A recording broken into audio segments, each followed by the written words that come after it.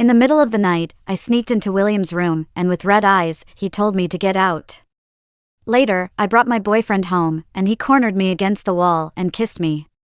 Marry him? He scowled. I nodded. Rose, don't even think about it. I knew he was serious this time. When I was 13, a strange woman came to our house. She paid $300,000 to buy me from my drunkard father and told me she was my mother, now wanting to take me away to live a good life. I almost instantly agreed without thinking. I just wanted to escape that kind of life. Besides, it was my dad who didn't want me in the first place. William was her new husband's son, 10 years older than me.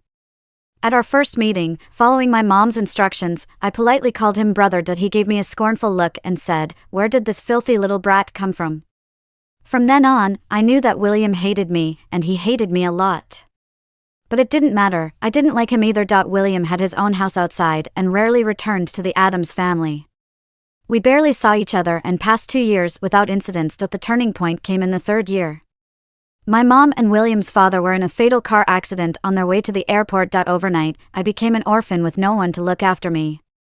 Several unfamiliar relatives saw an opportunity in the Addams family inheritance and all wanted a piece of it. It was then that William returned, not even giving my dad's body time to cool down. What's the hurry? He lounged lazily, his arm draped over the back of the sofa. William. You can't say that. What else can I say? My dad's dead, and I'm still here, right, Uncle too? Addams family isn't going to fall apart. With just these few words, he brushed off the relatives from Addams family. Stop crying, little devil. His tone turned harsh as he looked down at me, eyebrows furrowing deeper. I cried louder. My drunkard father had been an unlucky person and passed away from a stroke due to alcoholism just 3 months after I came to the Addams family. And now, with my mother gone too, I was truly alone. William must have been annoyed by my wails and pulled out a cigarette but then stuffed it back. Come here, little devil. He scowled fiercely. I dare not go over there. What about you? Can you hear me? He repeated impatiently. I can't afford to offend him right now. I slowly moved over. Are you a snail?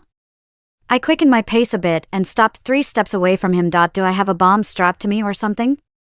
I shook my head. Then why are you standing so far away from me? Can't you understand the word come here? I took 2 more steps, bowing my head and waiting for his next command. Suddenly, a pair of large hands landed on my head without warning. Kid, from now on, you can only hang out with me. To be honest, if I had known that hanging out with William would result in becoming a free babysitter, I might have just run away without looking back. After taking care of my mother and his father's funeral, William sold the original villa. His reason was that no one was living in it, and it was a waste to keep it empty. So, where are we going to live? There are plenty of places. He took me to where he lived. I seriously doubted that he sold the house simply because he was too lazy to move. Where will I live? I held a small suitcase in my hand and carried a bag of things that didn't belong to me on my back. Turn left on the 2nd floor, 3rd room on the left. He pointed casually. I didn't bring much with me, so I quickly unpacked and went back downstairs. William was lying on the sofa, already asleep. Where should I put your things? I asked him. In the room on your left. He was so tired that he didn't even want to open his eyes. I pushed open the door and was startled by the room's decoration. The bed was covered with pink sheets and pillowcases. I didn't expect this guy to have such a taste. But it wasn't my business, so I just put down the things he asked me to bring. Kid. I heard him shout from downstairs. I have a name. Oh, what is it? He yawned and didn't look at me. Rose. Okay, kid, can you cook? He looked at me, still calling me a kid. No, I can't. I pretended to be stubborn. He wasn't angry, instead, he looked me up and down. All right, then you'll learn. With that, he tossed me a phone and dozed off. Thanks to William, I finally learned to be self-sufficient when I was 16. William's job was very demanding, and sometimes I wouldn't see him for a week. William, are you free this Friday? No hesitation, just call me brother. He bent his index finger like a bow and tapped my head. I covered my head that was tapped. Ouch, that hurts. He glanced at me. Coldly chuckled, don't pretend with me, just say what you need. I put on a fake smile and said, brother, come to my parent-teacher meeting. William probably didn't expect me to be so obedient and switched to calling him brother this time. After all, in the past few years, except for the first time I called him brother when we first met, I mostly called him by his full name directly. He choked on the hot soup, face turning red, when I knew this was a sign that he was going to agree. This Friday at 3 p.m. he casually wiped his mouth and continued to drink his soup. Is that okay? He didn't even lift his head. Say one more thing and I won't go. On Friday afternoon, I waited for a long time at the school gate and finally saw William's flashy black Cayenne. I stomped my foot anxiously. Why are you so late? The parent-teacher meeting is about to start. William still leisurely adjusted his tie. You know nothing, it's not good to arrive too early. Besides, I'm here to give you face, and you're still picky. He bent down to meet my eyes. I didn't argue back, just walked ahead, occasionally looking back to see William still behaving like a lord, and would glance left and right now and then, enjoying the attention from passing female students. When we reached the classroom, the homeroom teacher was at the door getting ready to check attendance. Rose, have your parents arrived yet? They're here, at the back. I pointed to William, the one in the black suit. He's my younger uncle. The homeroom teacher clearly didn't believe, but still wrote it down upon my insistence. Throughout the meeting, William sat next to me, staring at the blackboard, giving the impression that he was deeply concerned about my growth. But I can assure you, this guy was just spacing out. As the meeting was about to end, I quietly tugged at William's sleeve. What's up? His voice sounded a bit hoarse, as if he had just woken up. Rush to leave later. Come with me to the homeroom teacher's office. William raised an eyebrow. Are you in trouble? I sighed, looking to the sky. You'll know if you come with me. In the office, William sat across from the homeroom teacher, while I stood by, not daring to move. William held my final exam results. Math, 57. English, 76. Physics, well. 24. Kid, you did quite well. His tone was sarcastic. Each time William read out a subject, my arm twitched.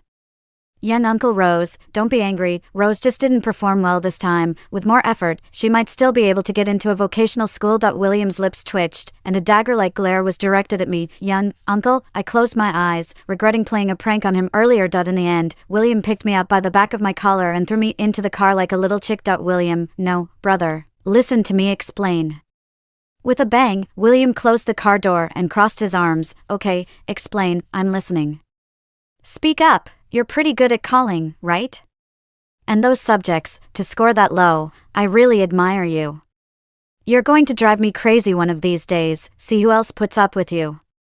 His face was stern and intimidating. I couldn't help but burst into tears as if tears were free. Why are you crying again? He helplessly pinched his brow. Brother, I'm sorry. I threw myself into his arms, crying uncontrollably and struggling to speak between sobs. William couldn't bear seeing me like this, reached out and patted my back, saying, Stop crying, just do better next time, don't embarrass me again. I shook my head. I'm not crying because of that, he asked. I nodded, my tears soaking his black suit. Then let me guess what it is about, his tone sounding like he was coaxing a child.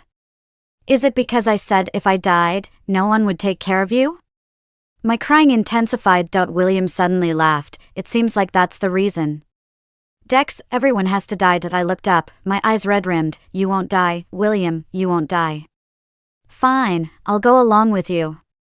He crossed his hands behind his head, no longer looking at me. After a while, he suddenly opened his eyes. Kid, I'm telling you this isn't over yet. I was speechless, looking at him in confusion.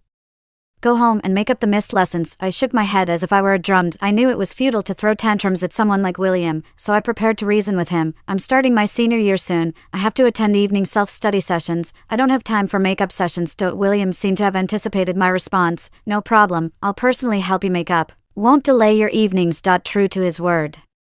William not only took on the task of helping me make up lessons, but also started picking me up from school every day directly from the office.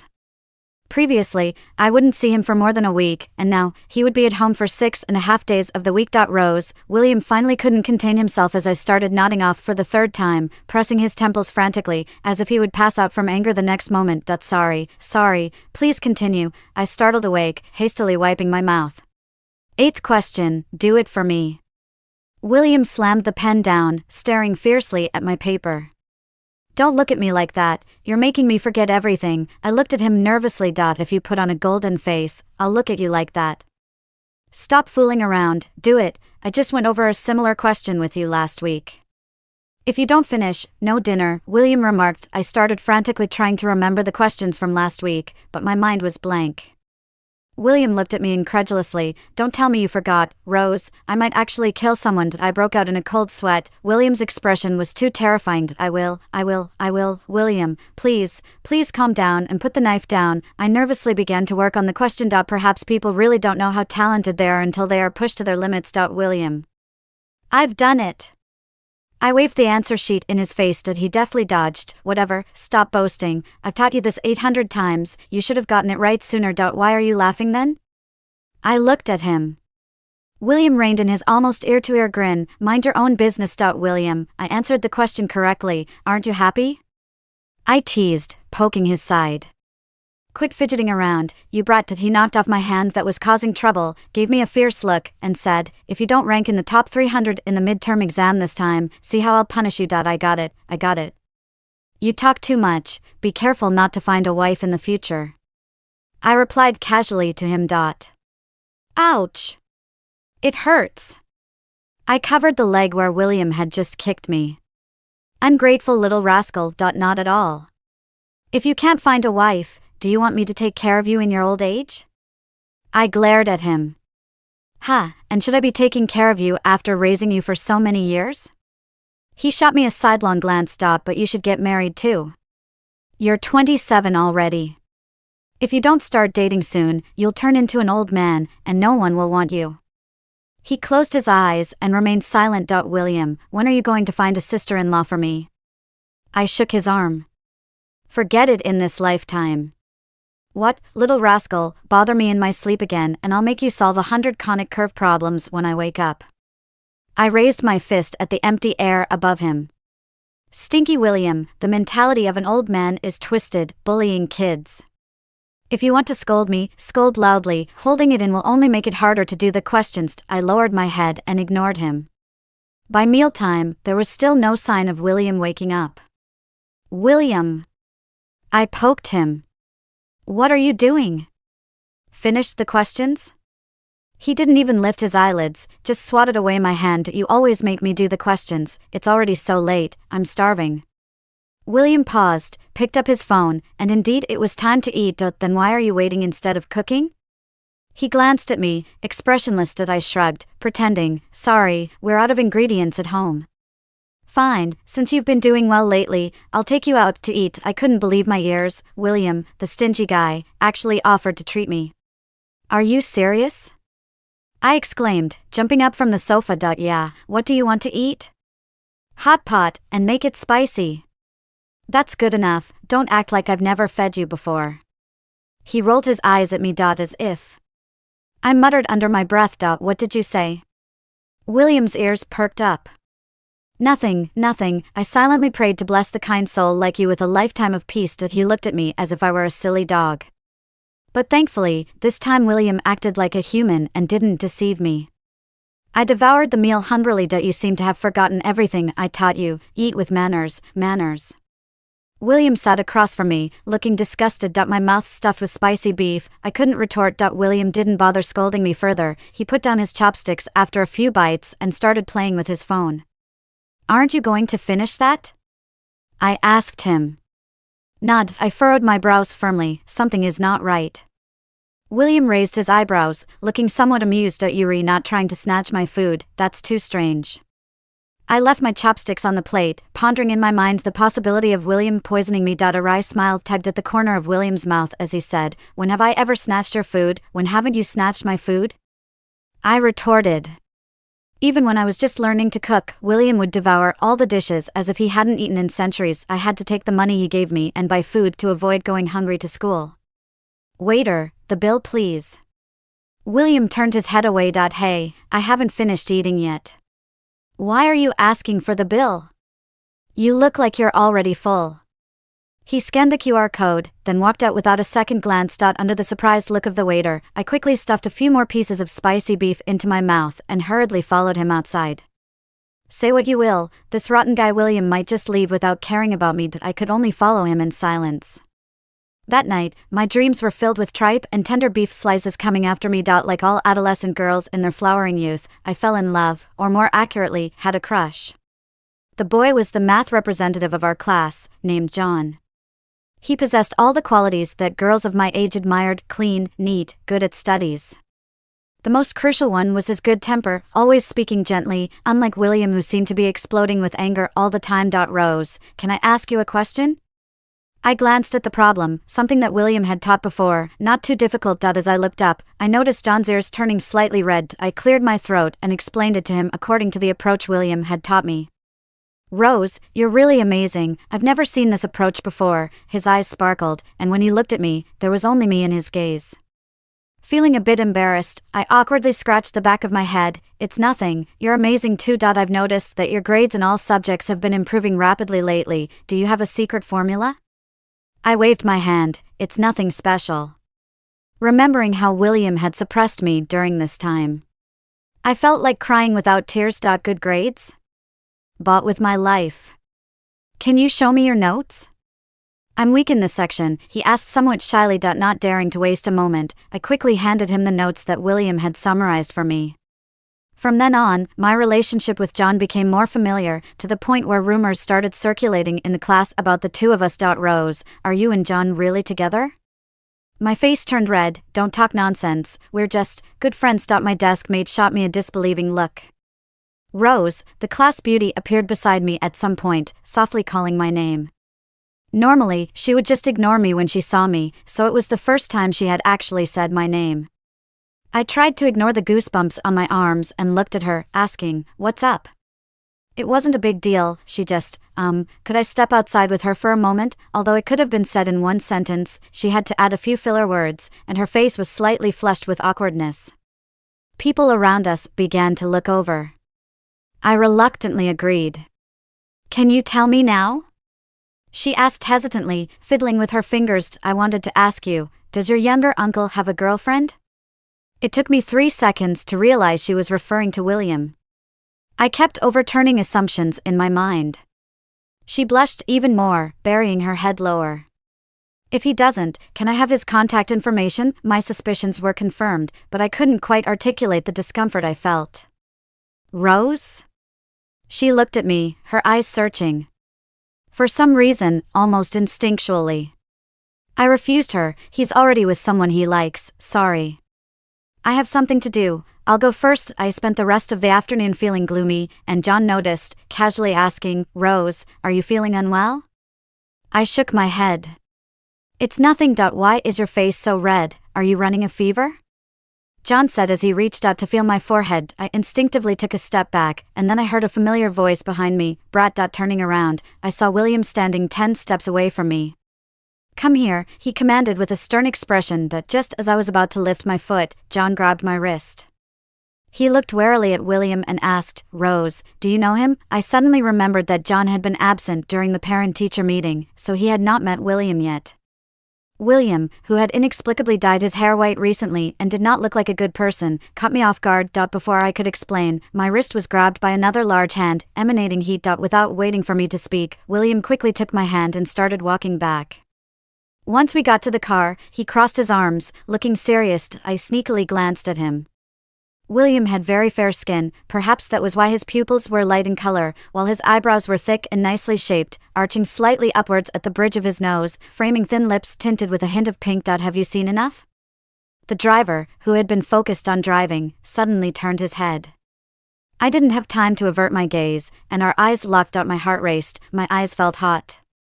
William's lips were moving. But I couldn't hear anything. Rose. I faintly heard him call my name before closing my eyes. Do you know what it feels like to have your heart race?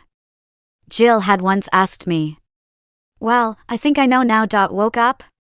William's voice was hoarse, and his hair was messy. It was the first time I had seen him in such a disheveled state. In the past, I would have jumped up to laugh at his sloppiness. But now my attention only allowed me to focus on his hand resting on my forehead. Our skin touching, I could clearly feel his palm's ridges. The corners of my eyes burned as my cheeks turned red uncontrollably. Afraid that William would notice my peculiarity with further contact, I quickly withdrew. His hand remained in the same position, suspended in the air, then slowly lowered. Hungry? He asked me. A little. I tried to make my voice sound as normal as possible.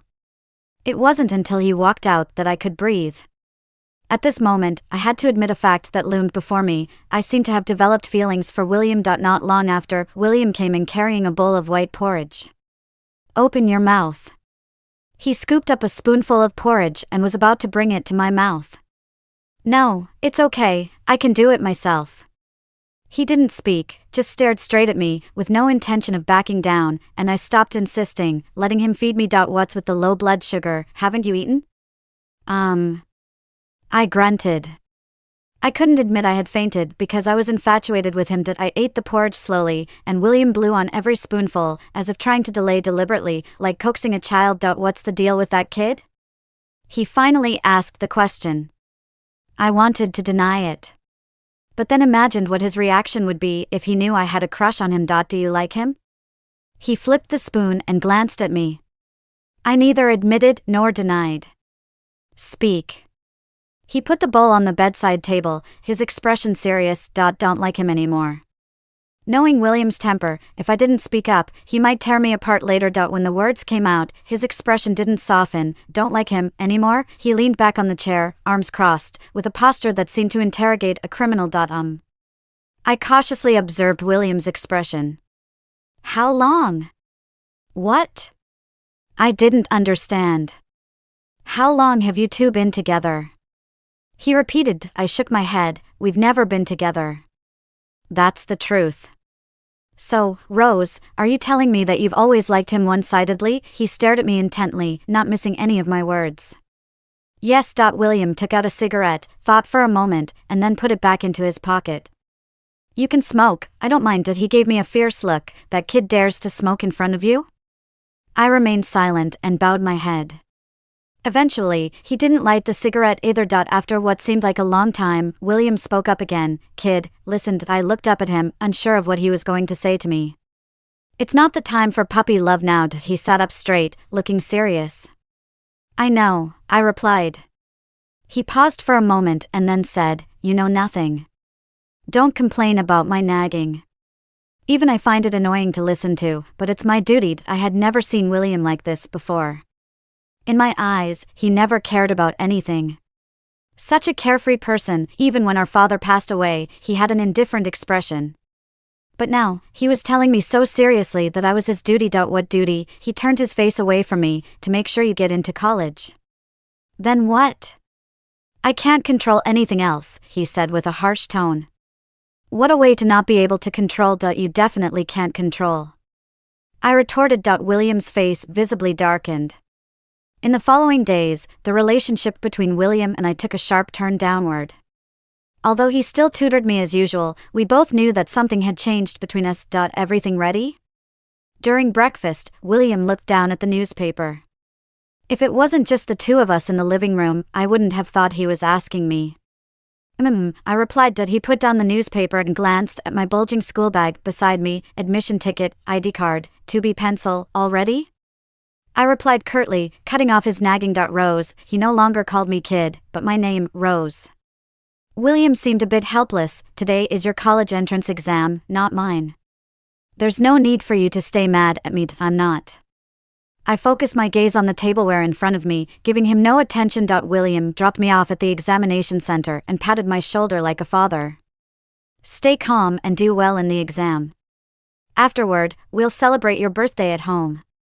He smiled, as if we didn't just have a disagreement moments ago. All right. I promise him. This is the first time we've had a calm conversation in nearly a year. Most of the test questions I've seen before. So it wasn't too difficult. Perhaps it's because of what William said yesterday morning that I even managed to come up with some ideas for the derivative, which I normally wouldn't be able to do. Rose, are you waiting for your little uncle? After the last exam, John somehow stood beside me without me noticing. I casually replied. I didn't explain to John about my relationship with William. Suddenly, my phone screen lit up. Monster, something came up at work. I can't come pick you up. take a cab home. Also attached was $1,000. That familiar William style. I rolled my eyes, turned to John and said goodbye. Sorry, John, something came up at home, I have to leave. Rose. He called out to me, causing people around us to start looking our way. What's up? I turned back. Do you like him? I knew exactly who he was referring to. I nodded slightly. Seeing my expression, John sighed bitterly. I understand, I wish you happiness. I smiled back at him. You too. Back home, it was pitch black inside. William hadn't returned yet. I cursed William in my heart. It was clearly him who was supposed to celebrate my birthday with me, yet he hadn't shown up. The next moment, as I pushed open the door, a huge pink panther appeared in front of me. Ah! The pink panther suddenly exclaimed, the voice frustratingly familiar. Darn it. William, what's gotten into you? You scared me. I covered my heart and glared at him through the thick plush costume. Rose. Who taught you to curse at people like that? I was speechless. Of all things, that's where his attention was. Come out first. I said half mockingly, half threateningly. Oh damn, if I could get out earlier, I would have. How do I get out now? I tiptoed and removed the headgear from his head. William's face suddenly revealed itself to me. Sweat was dripping from his forehead, his once stylish hair now limp against his forehead, like an inexperienced child. Brat, if you laugh at me again, I'll throw you out. He said with a stern face, realizing how funny he must look. I didn't laugh, which I saw me laughing. William stopped arguing with me, produced a cake from nowhere, 3 candles on top, and below the candles, written in a crooked blueberry jam, were 5 words, wishing my little brat. Hey, William, don't tell me you made this cake. I pointed at the thing that could barely pass for a cake. His expression was a bit awkward, but he didn't try to hide it. What's wrong with the cake I made? I suspect you poisoned it. He pretended to take the cake away. Hey, why take it away? I stopped him. I made it for the dog. I was wrong, I was really wrong, bro, but what does the ellipsis mean? I tried to divert his attention. William was not embarrassed at all and straightforwardly admitted, not enough space. I frowned, this guy really has no manners. With one word of his, it could take up 2 acres of land. What kind of cake does he need to write that? What was it originally supposed to say? I asked him patiently. Happy birthday, what else could it be? Well, I shouldn't have expected to hear anything heartwarming from William's foul mouth. All right, blow the candles. Where's my happy birthday song? I squinted at him. Why sing that thing? He pouted, reluctant. Under my stern gaze, he finally relented. Fine, I'll sing, all right, happy birthday to you, happy birthday to you, happy birthday to my chingy, happy birthday to you. How's that, can you make a wish now? He asked, winking at me as if seeking praise. Half a minute later, he asked me, what wish did you make? I won't tell you, it won't come true once spoken. Pretty superstitious, huh? He glanced at me. Then he grabbed his clothes and headed for the shower, muttering as he walked, damn, I'm never wearing these stupid clothes again. I watched his thinning figure and thought of the wish I made for my 18th birthday, may all be well. After the college entrance exam results were out, I enrolled in a local university.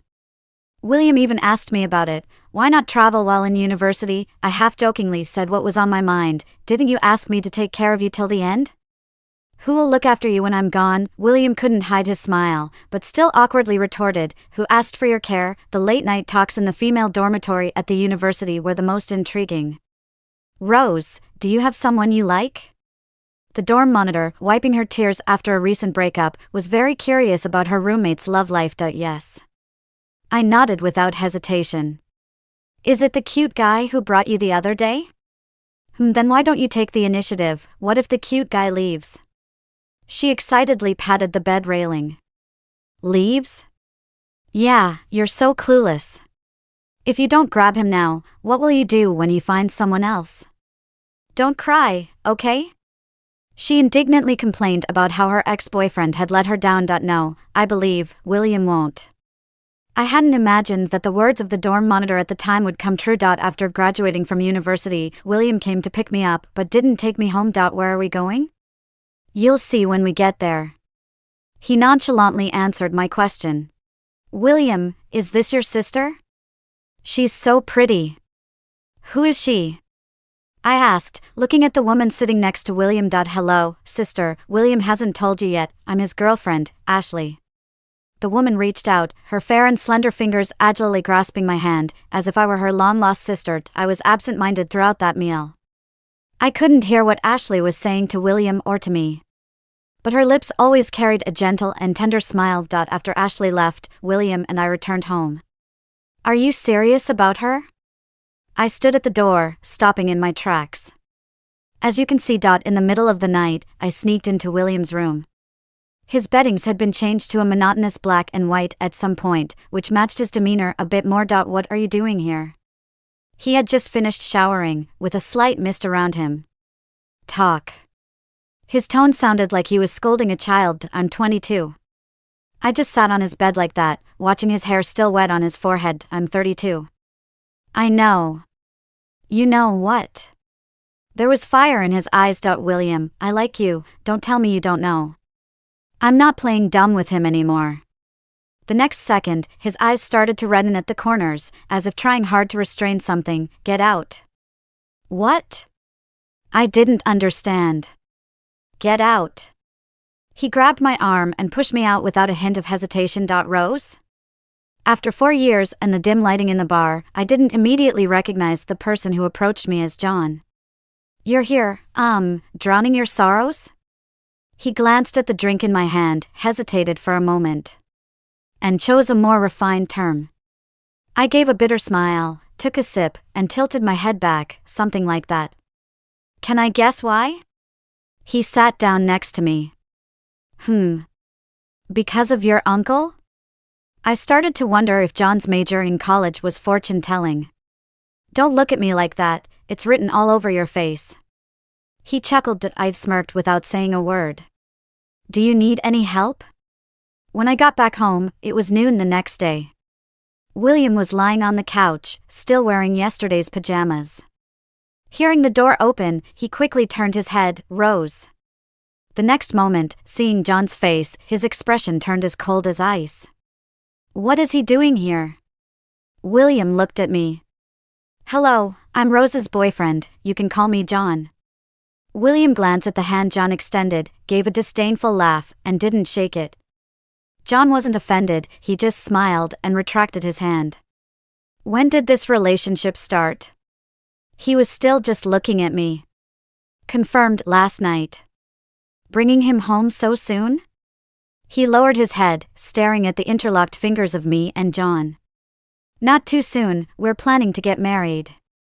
He stared at me, trying to find a hint of playfulness on my face. Me and Rose, shut up. William rudely interrupted John, his eyes reddening at the corners. It was then that I noticed the bruising under his eyes, as if he hadn't slept all night. Get out. William issued the eviction order. John, let's leave together.